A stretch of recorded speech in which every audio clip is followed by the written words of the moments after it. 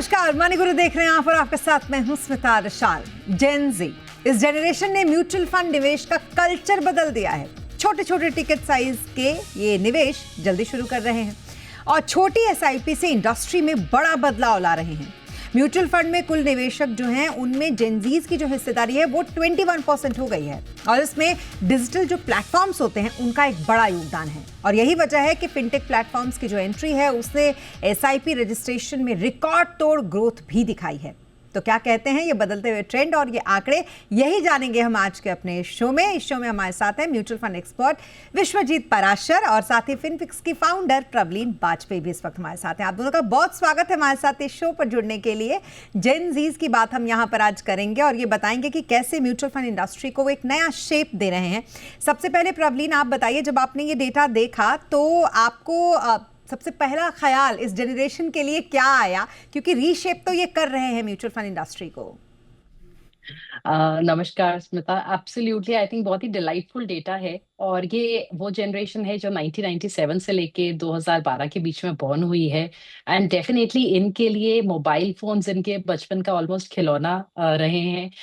They are absolutely very comfortable कि कोई app चलाना हो, कोई भी गैजेट्स चलाने हो, तो सबसे पहले तो इन जनरेशन का जो कंफर्ट लेवल है आई थिंक टेक्नोलॉजी के साथ बहुत ज्यादा हाई है और ये एक बहुत ही ज्यादा इंफॉर्मेशन रिच इकोनॉमी में भी बॉर्न हुए हैं बिकॉज आज के टाइम पे through social media, through YouTube, through so many channels जो हमारे पास अवेलेबल हैं, मेरे ख्याल से इंफॉर्मेशन की जो अबंडेंस है वो भी इस जनरेशन को बहुत अच्छी मिल रही है। सो इट्स ग्रेट एंड सबसे इसमें अच्छी बात ये है स्मिता दैट अगर ये जनरेशन एक छोटा सा इवन एक्सपेरिमेंटल तौर पे अगर हम ये मान के चलते हैं कि शुरुआत कर रही है, पर अगर वो छोटी जो एक्सपेरिमेंट है, लेट्स से स्टार्टिंग विद 500 या 1000 रुपीज की एसआईपी कल को उनकी एक हैबिट में कन्वर्ट हो जाती है, तो ये उनको लॉन्ग टर्म में इन्फ्लेशन बीटिंग एक वेल्थ क्रिएशन प्रोसेस में बहुत ज्यादा मदद कर सकती है।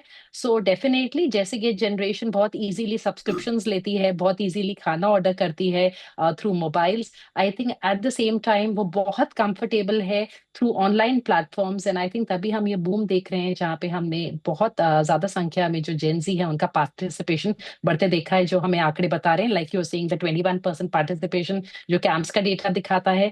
उसी तरीके से जो एनएससी का डेटा है स्मिता हमें वो ये बताता है कि करीबन 30 ईयर्स से बिलो की जो रजिस्ट्रेशन है एज पे वो 38% है आज के टाइम पे, जबकि 2019 में वो करीबन सिर्फ 22% थी। सो डेफिनेटली आई थिंक ये जनरेशन बहुत कंफर्ट के साथ आगे बढ़ रही है एंड आई थिंक ये इन्वेस्टिंग की इंपॉर्टेंस को भी समझते हुए इन डिसीजंस में जा रही है कि उनको अपनी इन्वेस्टमेंट्स की शुरुआत एट यंग एज करनी है। मिलेनियम्स जिसको सबसे ज़्यादा नॉन सीरियस अगर कोई जनरेशन लगती है तो वो जेनजीज लगते हैं और आई डोंट नो, ये एक अलग तरीके का वॉर है, अनटोल्ड वॉर, जिसमें हम देखते हैं कि अक्सर मिलेनियल्स को बहुत सारी ऐसी चीज़ों से शिकायत होती है जेनजीज की। लेकिन फिर भी अगर आप निवेश के मामले में देखें तो जो हैबिट बनाने की बार बार हम बात करते हैं ये वो अपने अंदर इनबिल्ट कर रहे हैं, जिस तरीके से डेटाज ये बता रहे हैं। और सबसे बड़ी बात तो पराशर जी इनके लिए ये है कि टाइम बहुत है इनके पास और यही तो कहते हैं ना कि इन्वेस्टमेंट में आप जितना टाइम देंगे इन्वेस्टमेंट में उतनी ही ज़्यादा आपको ग्रोथ मिलेगी। तो इस पर आपका क्या कहना है? बिल्कुल, आई थिंक प्रवलीन ने काफ़ी डेटा शेयर किया है, बड़ा इंटरेस्टिंग है और मैं तो ये कहूँगा ये बड़ी फॉर्चुनेट जनरेशन है, बड़ी भाग्यशाली जनरेशन है क्योंकि वो ऐसे मौके पे उन्होंने जन्म लिया है जब इंडिया एक ग्रोथ के कस्प पे है। India is the fastest growing economy है। जो मौका अवसर मैं अक्सर कहता हूँ जो हमारे दादा या हमारे पिता या हमको नहीं मिला, वो मौका इनके पास है वेल्थ जनरेट करने का, क्योंकि इतनी इंफॉर्मेशन पहले नहीं होती थी, इतनी मार्केट इतनी इवॉल्व नहीं थी या ऐसी इकोनॉमी इतनी तेजी से ग्रो नहीं कर रही थी। तो एक अच्छा अगर वेल्थ क्रिएट करना चाहते हैं तो ये बहुत सुनहरा अवसर है इस जनरेशन के पास। और सबसे बड़ा फायदा मोबाइल ऐप्स है, स्मार्टफोन्स है, बहुत इजीली है, जैसा अभी प्रवलीन ने बोला खिलौना है उनके लिए, तो वो बहुत इजीली यूज, टेक्नोलॉजी का बहुत अच्छा यूज कर रहे हैं और ऑनलाइन आपका ई-केवाईसी हो जाता है, कुछ बटन्स प्रेस करो आपका इन्वेस्टमेंट शुरू हो जाता है। छोटी से 500-1000 रुपए से आप शुरुआत करते हैं। और सबसे अच्छी बात क्या है स्मिता, ये जनरेशन जो है एग्रेसिव है, रिस्क टेकिंग कैपेसिटी ज़्यादा है। पहले जो लोग कंजर्वेटिव होते थे, कहते थे रोटी कपड़ा और मकान, पर ये जनरेशन मैं हमेशा कहता हूँ जिंदगी ना मिले दोबारा, तो ये वेल्थ क्रिएट करना चाहते हैं और बहुत जल्दी क्रिएट करना चाहते हैं, तो वो पुराने जो ट्रेडिशनल वे ऑफ सेविंग है या इन्वेस्टिंग है उससे बहुत अलग तरीका इन्होंने अपनाया है। जो भी पैसा है उसको इन्वेस्ट करके देख रहे हैं, जहां जल्दी रिटर्न्स आते हैं उस पे जाते हैं। और ये जो इन्फ्लुएंसर्स हैं ये बहुत इजीली उनको एजुकेट कर रहे हैं और एक फोमो क्रिएट कर देते हैं कि क्या आपने अभी तक इक्विटी में इन्वेस्ट नहीं किया या क्रिप्टो में भागीदारी नहीं निभाई, तो रिस्क टेकिंग कैपेसिटी है। और सबसे अच्छी बात यह है, सुनहरा मौका है, टेक्नोलॉजी सपोर्टिंग है और इंफॉर्मेशन का ओवरलोड है। जैसी इंफॉर्मेशन लेना चाहो सब मिल जाती है आजकल। तो बहुत अच्छा इकोसिस्टम है जहां पे ये एक वेल्थ क्रिएशन का बहुत सुनहरा मौका इस जनरेशन के पास है। बिल्कुल। और चिल्ड आउट तो इतने होते हैं कि 2 मेल आप लोगों को याद होंगे हिस्टोरिकली जो काफ़ी हिट हुए थे सोशल मीडिया प्लेटफॉर्म पर। एक तो ये I am taking leave, thank you और दूसरा अपने फेयरवेल पे जिसने लिखा था ओवरऑल सारे सबको मार्क करते हुए थैंक यू सो मच।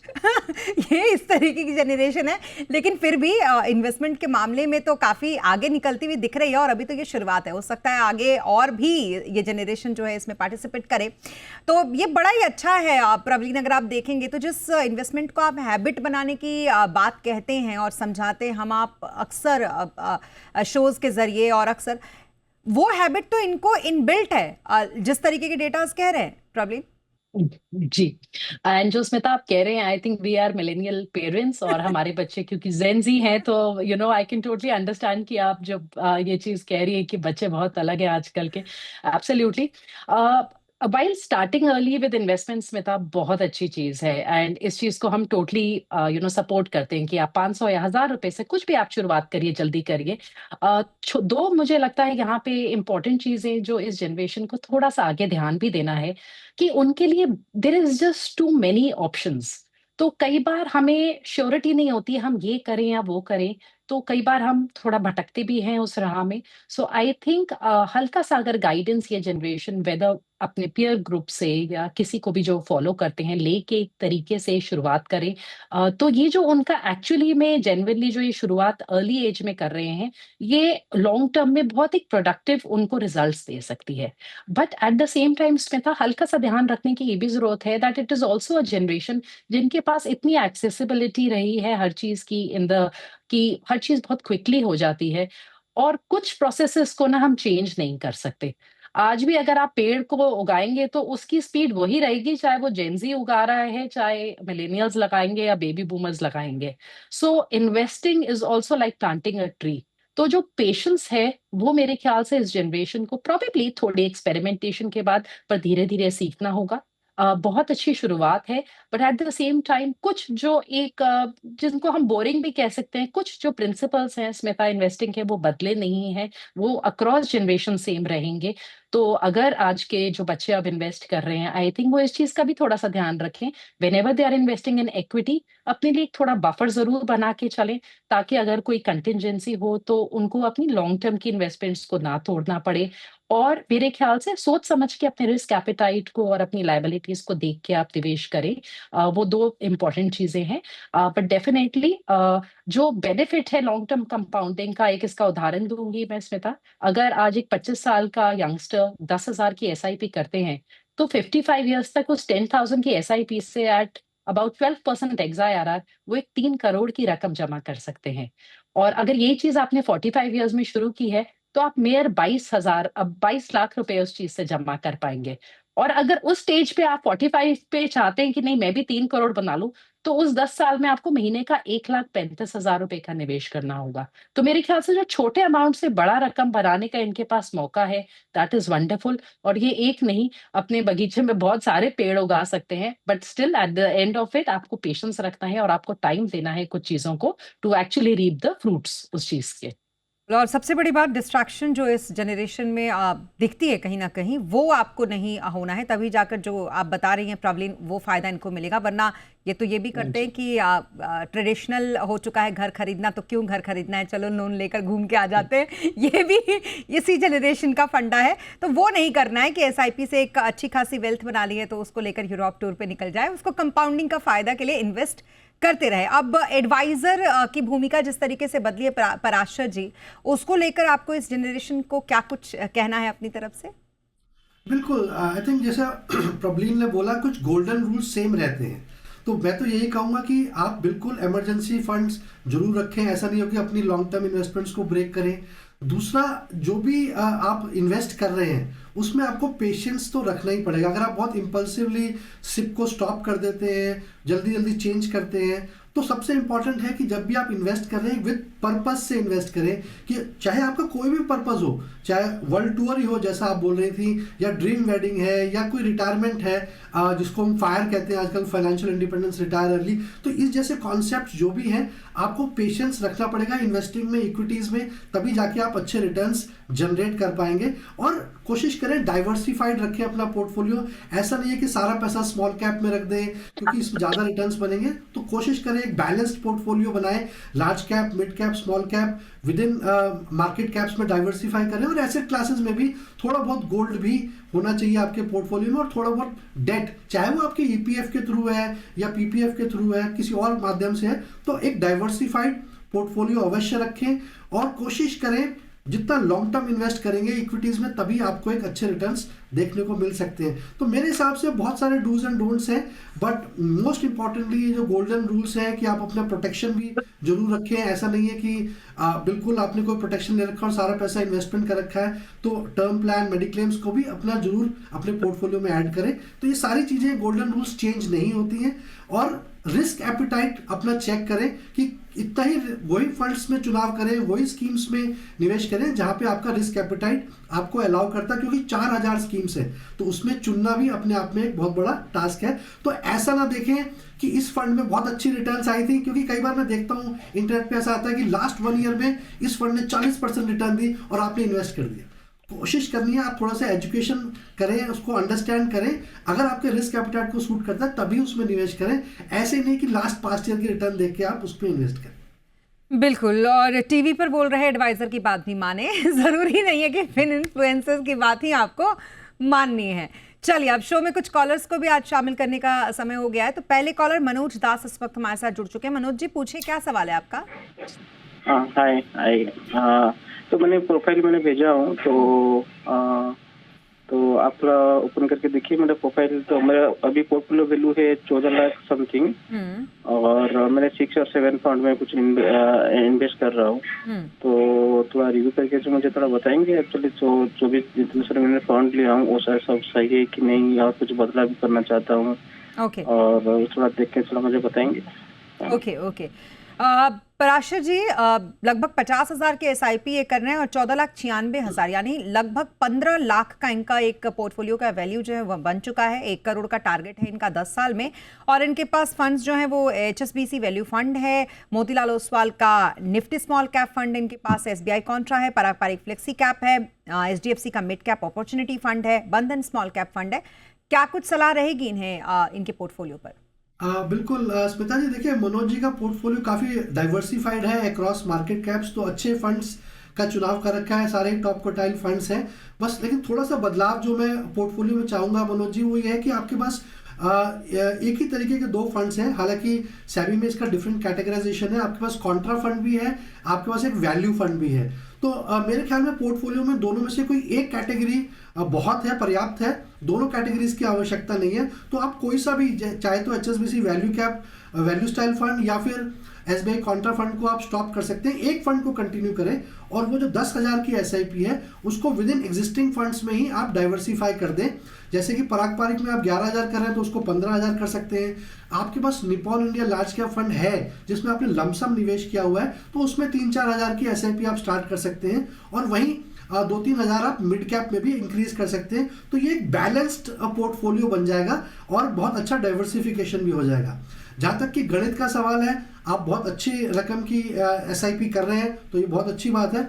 50,000 की SIP अगर आप निवेशित करते हैं, 12% का अगर मैं CAGR लेके चलूँ तो 12 वर्ष में ये करीब 1 करोड़ 12 लाख हो जाते हैं। और आपके पास लमसम भी है 14 लाख का करीब, तो ये भी करीब 46 लाख रुपए हो जाता है। अगर मैं 12% का CAGR लेके चलूँ तो 1.5 करोड़ तक आप फंड्स कॉर्पस एक्सपेक्ट कर सकते हैं। आपने तो 1 करोड़ का लक्ष्य रखा है, तो 1.5 करोड़ का लक्ष्य आप आराम से अचीव कर सकते हैं। और कोशिश करें, स्टेप अप भी करते रहें, तो और बड़ा फंड आपका बन सकता है। तो बहुत बहुत शुभकामनाएं। बिल्कुल, तो आपके लिए ये सलाह पराशर जी की तरफ से, जिसको आप मानेंगे तो जो आपका टारगेट है उसको आप इजीली अचीव कर लेंगे। अब शो में वक्त हो गया एक छोटे से ब्रेक का। ब्रेक के बाद कुछ और कॉलर्स जानेंगे उनके सवाल और गेस्ट से जानेंगे उनके जवाब और सलाह। रुकेंगे ब्रेक।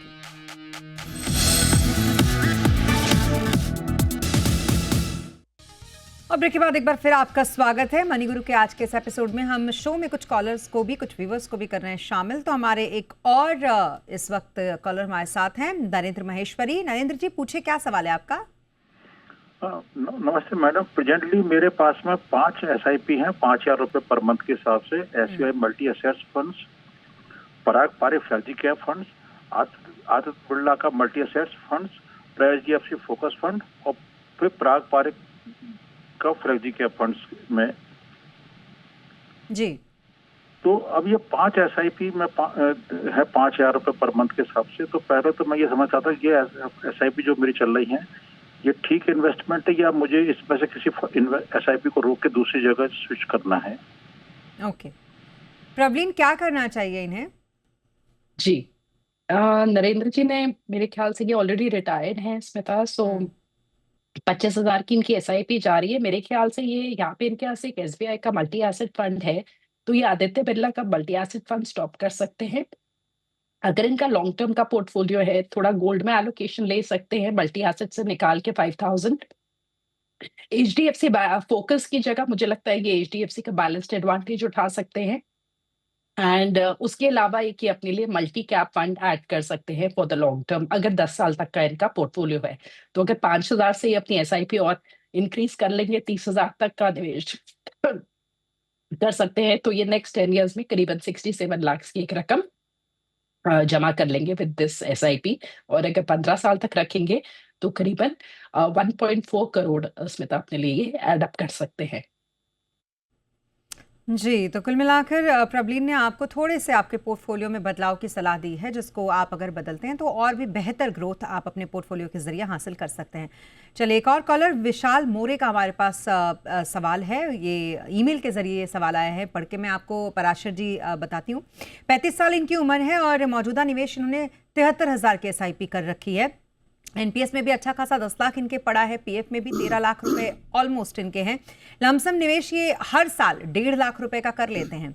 25 साल में 50 करोड़ का इनका टारगेट है। इस टारगेट में रिटायरमेंट, बच्चों की पढ़ाई, शादी, ये सभी कुछ शामिल है। इनके पास जो फंड है वो पराग पारिक का फ्लेक्सी कैप है, निपॉन लार्ज कैप फंड है, बंधन स्मॉल कैप फंड है, मोतीलाल का मिड कैप फंड है और HDFC मल्टी कैप फंड है। इनके बारे में सबसे अच्छी बात मैं आपको बता दूं पराशर जी, जो मुझे लगी वो ये कि इन्होंने 25 साल में अपने लिए टारगेट सही रखा है। वरना अक्सर हम ये देखते हैं कि 20-25 साल में भी लोग 2 करोड़ या 5 करोड़ ज्यादा से ज्यादा यही टारगेट रखते हैं। इन्होंने बहुत अच्छा 50 करोड़ जो इनके सारे खर्चे होंगे उसके हिसाब से इन्होंने टारगेट रखा है। क्या सलाह रहेगी इन्हें आपकी?